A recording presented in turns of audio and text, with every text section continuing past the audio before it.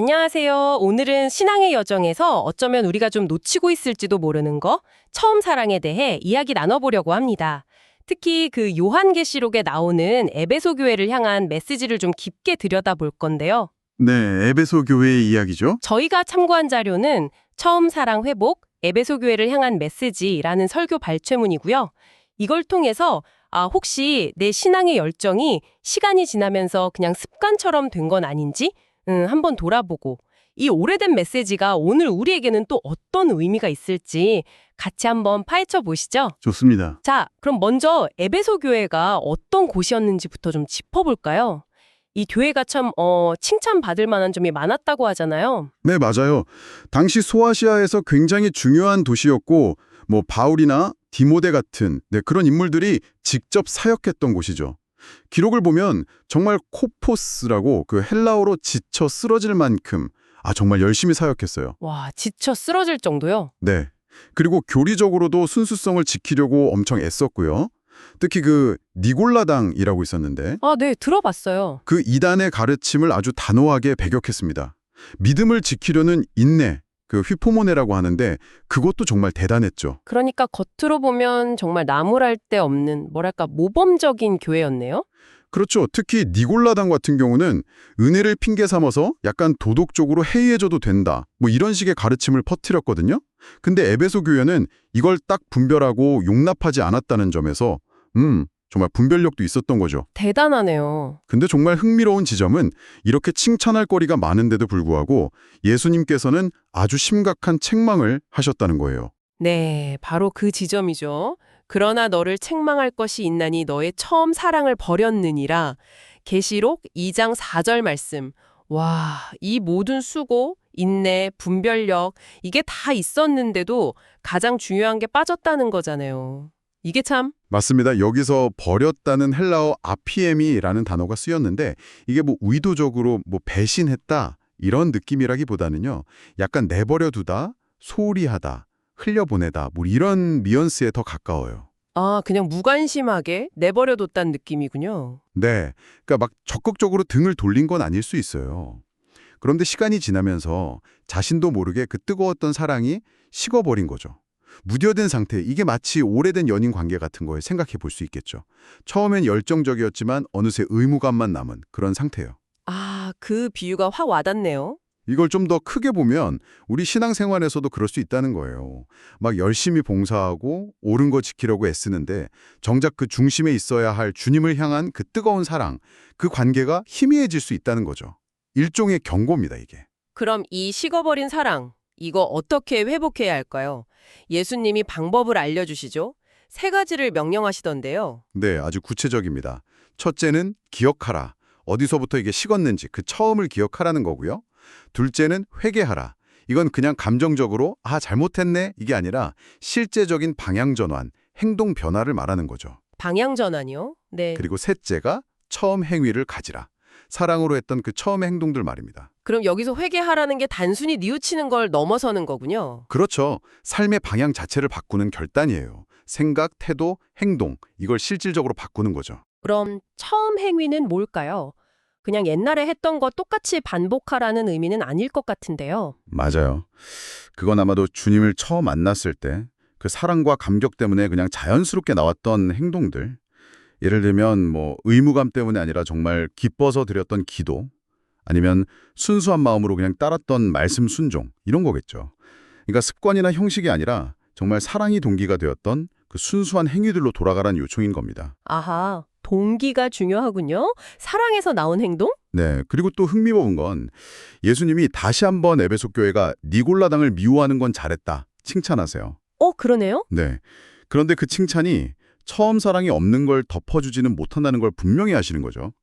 그러면서 귀 있는 자는 성령이 교회들에게 하시는 말씀을 들을지어다 이렇게 강조하시고요. 듣는 귀가 중요하군요. 그리고 마지막에 약속을 주시죠.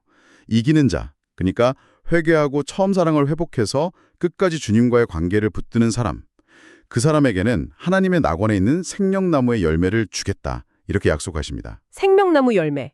영원한 생명이군요. 네, 이건 영원한 생명, 또 하나님과의 온전한 관계 회복에 대한 약속이죠. 다른 어떤 업적이나 행위보다 이 처음 사랑의 관계가 얼마나 중요한지를 보여주는 대목입니다. 오늘 이 에베소교의 이야기가 정말 우리 각자에게 거울처럼 다가오는 것 같아요. 지금 당신의 신앙생활, 봉사나 여러 헌신들이 정말 주님을 향한 사랑에서 나오는 걸까? 아니면 시간이 지나면서 그냥 익숙해진 습관이나 의무감은 아닐까? 한번 돌아보게 되네요. 네, 꼭 필요한 성찰이죠. 그래서 오늘 한번 깊이 생각해 볼 만한 질문을 하나 남겨드리고 싶어요. 혹시 우리는 하나님을 위해서 뭔가를 하는데 너무 익숙해진 나머지 하나님과 함께 그 사랑 안에서 동행하는 그 기쁨, 그 본질을 혹시 놓치고 있는 건 아닐까? 이 관점의 작은 변화가 오늘 당신의 신앙에 어떤 새로운 숨결을 불어넣을 수 있을지 잠시 묵상해 보시면 어떨까 싶습니다.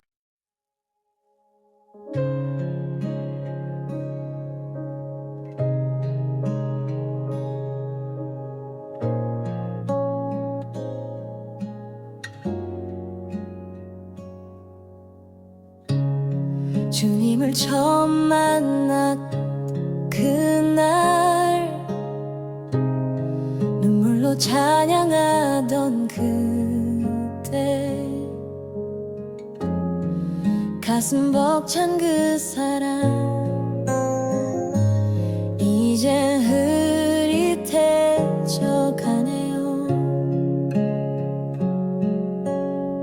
사역과 봉사에 지쳤던 나 주님을 향한 사랑 놓쳤죠. 행위는 남았지만 주님 마음 멀어졌네요. 처음 사랑으로 돌아가게 하소서. 주님만 사랑했던 그때로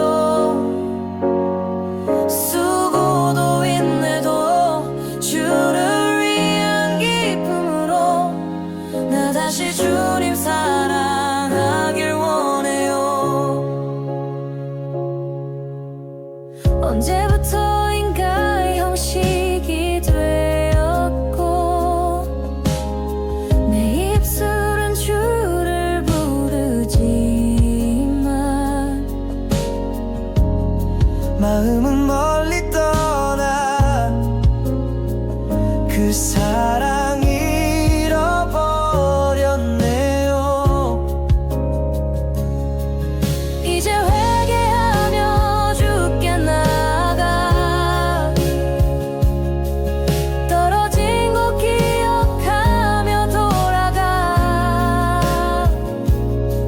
처음 행위 다시 하며 사랑의 불 다시 타오르게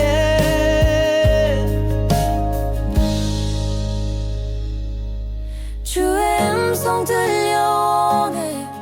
너의 처음 사랑을 버렸도다. 이제는 돌아가리. 사랑으로 주께 순종하리. 처음 사랑으로 돌아가게 하소서. 주님만 사랑했던 그때로